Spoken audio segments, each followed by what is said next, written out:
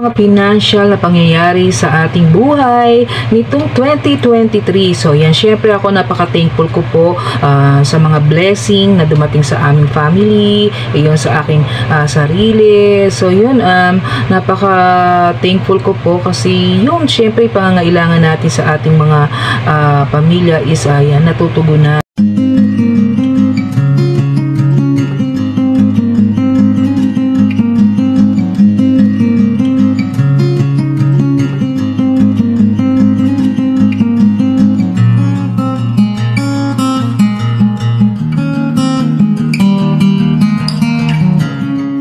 Welcome po ulit sa aking channel. This is Lynn Malakay po. Simplify Happiness, simpleng buhay, buhay na walang arte, less stress. Join me guys sa aking simpleng vlog for today. Isang magandang buhay po sa ating lahat.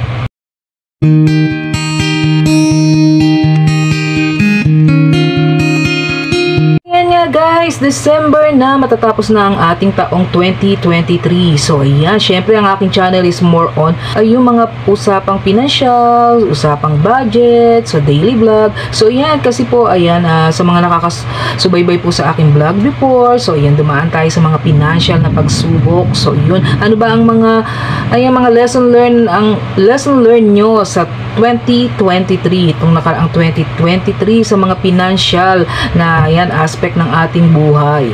Lagi ko nga po sinasabi na money is a blessing. Blessing po yan, biyaya yan ng ating butihing Diyos. So yun, ating mga perang pinagpaguran, pinagsikapan, para tayo ay kumita, ayan, at matugunan yung ating mga pangangailangan sa buhay. Mga financial na pangyayari sa ating buhay nitong 2023. So yan, syempre ako napaka-thankful ko po sa mga blessing na dumating sa aming family, yun sa aking sarili. So yun, napaka-thankful ko po kasi yun, syempre pangangailangan natin sa ating mga pamilya is yan, natutugunan. Although may mga minsan yun nga, iisipin mo, dapat pala hindi ka ganito yung ginawa ko, dapat hindi ganyan. So, maraming mga dapat ipagpasalamat itong 2023 na sa mga financial na aspeto ng ating buhay. So ayan, isa sa mga financial na goal ko is yung yun talaga sabi ko yung, kasi may kinakaltas po sa akin nung na-admit po ako na nung COVID. Ayan, nung COVID po ay nagka-COVID po kasi ako guys. So doon sa pinapasukan ko, kahit I am working sa hospital, ayun, sa government hospital, binawasan po ako. So malaki kasi inabot ng bill ko guys. So talagang sobra akong nasad, nalungkot. So napaka-thankful ko po kasi last October or August, yun, natapos na siya. So October, buo na yung aking tinatanggap na yung sa aking allowance po. So kasi dati ang liit lang talaga. Ang laki malaki rin yung kinaltas, parang 1 year and a half ko rin po 1 year and a half ko rin po siyang hinulug-hulugan. So credit card, so yun, natutuwa naman ako kasi kahit paano, opo, may credit card po ako. So yun, okay lang naman po yun kasi normal naman po yun. Although yung ibang mga financial guru, financial advisor, hindi nila ina-advise talaga yung mga yung paggamit ng credit card. Pero kasi sa yung pamilya ngayon, ordinaryong pamilyang Pilipino na kagaya ko, so yun, nakakagamit po tayo ng credit card, and sa thankful na yun na kumbaga nahulugan ko, wala tayong penalty, wala tayong delay. Sinabi naman financial goal, yun, so yun nga, yung kasama dun syempre yung mga discipline sa paghawak ng pera. Although wala naman po tayong mga business or meron naman tayong mga yun, kasi ang pinaka-income lang naman po talaga namin ng aking husband, we are working, yun, ako po ordinary empleyado lang, din si husband, yan, kahit paano, yun, meron kaming pinagkakitaan na motor, yun, na pamasada, and then working pa siya doon as a part-time, then yung aking isang anak isa working pa rin po. So alam niyo guys, minsan na iisipin mo pag dumadaan yung malapit na matapos yung taon niya, sumasagi sa aking isipan yung ano ba yung mga financial na pangyayari, yung kumbaga kamusta ba yung aking financial na aspect ng ating buhay. Syempre kasama yun guys, kasi blessing yan ni Lord eh. Minsan kasi iba, pag pinag-uusapan yung financial, parang hindi mabuti, hindi maganda. Pero kasi kasama yun guys, kasama yun sa paglago ng ating buhay. Kasi paano tayo mabubuhay? Kumbaga, iisipin mo kung paano tayo mabubuhay sa araw-araw. Kasi may pangangailangan tayo eh. Kaya tayo nagtatrabaho nga para matugunan yung ating mga needs. So, yan, natutuwa ako. Ayun, kamusta ba yung ating mga, may kumukulog guys, yung ating mga utang, yung mga utang ba natin kamusta ba? Dumami ba? Kumbaga, mas dumami or mas nabawasan? So, ako naman, may mga mali kang mga desisyon sa financial na yung status ng iyong buhay. So, parang ang mo niyan is hindi mo na siya uulitin kung nangyari noong 2023, hindi mo na siya uulitin ngayong 2024 na darating. So, dapat sasalubungin para mas maging yung ating 2024 mas maging maunlad, maging tawag dito, mas malago, di ba? So, yun, isang na naman is yung aking matatapos na po yung aking wala rin po tayong delay doon ng hulog or yung aking insurance po, yun, BDO Money 8. So, kahit paano yan, may pumapasok po dun sa akin, yung balik 8. 8K po, yun po, tama. Bumabalik po yun sa aking, sa aking account. So, yun, sa mga po yan, tignan nyo po yung aking mga vlog about life insurance po. So, natutuwa po ako sa aking, kahit paano, may pumapasok dun sa ating savings. At dalawang hulog na lang po tayo. Isang March 2024 at isang September 2024. Ang mali naman na parang kinukonsider ko, parang napalpak yata ako. Bumili kasi ako guys ng TV. So, medyo malaki yung so, yan, may mga nakapanood sa aking vlog. Parang 49 inches yata o 50 inches yata yun. So, nasira siya guys. Actually, nasira siya. Parang sabi ko, ano ba yan? Parang wrong decision naman ata yung So, although wala talaga kaming television. So, parang sumagi naman sa isip ko is hindi naman din biglaan yun. Kumbaga pinag-isipan ko rin naman bago ako bumili. So nasira eh. So yan, napaka-thankful ko. Pinalitan yun ng factory ng brand na binili ko. Pinalitan. Brand new guys. Pinalitan. So natuwa ako. So parang naisip ko lang na kaya dapat pala cellphone na lang binili ko. Or extra cellphone para sa aking mga anak. Kasi wala nga kami mapanoodan ng television kasi sira. Although nung yun, natuwa ako na ayos.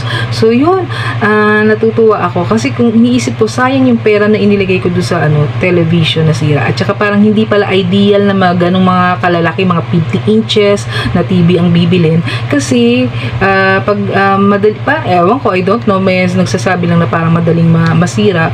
Although kasi yung pinalitan namin malaki din na inches. So sabi ko, yung parang natuto ako doon, mas natuto ako na siguro kung bibili ako or pag hindi ito naging okay, mas maliit na lang na para lang may mapanoodan.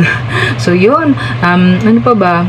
Sa school, mga tuition naman, okay naman, nakaraos tayo. I'm glad na yung aking isang anak malaki yung kanyang sa scholarship niya kasi nga top second honor siya. So yung about the savings naman, yung emergency fund, yung mga ganyan, kahit paano naman napaka-thankful ko rin. Although hindi naman, kaya nga sinabi ko nga po na sinasabi nila ng iba na kailangan makapag-save ka ng 6 month ng yung salary. Yun yung kinukonsider nilang emergency fund. Yun. Again, hindi po ako isang financial guru, but ito experience ko as a nanay. Kung hindi talaga kaya yung sinasabi ko nga, kung hindi kaya yung principal, edi baguhin mo na 6 month salary loan. Siguro ako kahit na makapagtabi ka na yung hindi ka ba tatakbo agad ng pangungutang, kasi ang hirap yung ganun, alam nyo ba guys, yung tatakbo tayo ng yung mangungutang. Parang naging lesson talaga sa akin yun, na alam nyo ba dati pag nawalan ako ng gasol, eto yan, shoutout sa aking kumaring lagi kong tinatakbuhan pahirang pambili ng gasol. So yun, natuto. So ay yun na pagka yung kailangan mo dalhin yung anak mo sa doktor, ang hirap kasi hindi mo siya madala kasi wala kang nakatabing pera. So kung hindi maano yung principle na gano'n na 6 months salary loan for salary loan tuloy, puro loan, no?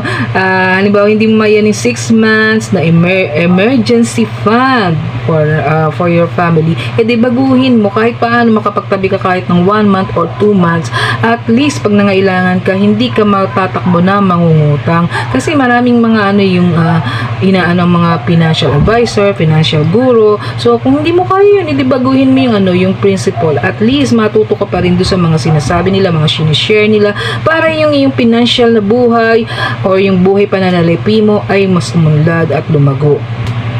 Kung naging fruitful ang 2023 dahil sa blessing ni Lord, sa biyaya ng ating butihing Panginoon, at syempre kasama ng ating pagsisipag, pagtsatsaga, dapat itong 2024 mas maging fruitful tayo, maging maunlad. But most of all, sana yun ating health, yung ating kalusugan pa rin ang talaga ma-maintain na healthy tayo. Kasi ang hirap pagka nagkasakit ka, talaga mauubos yung pagka sobrang yung alam niyo na yung sakit, kasi yung mga karamdaman, talagang naiintindihan ko yung mga tao na gano'n, kasi ang hirap magkasakit talaga. May mga post nga ako sa FB na ang hirap magkasakit ng mahirap.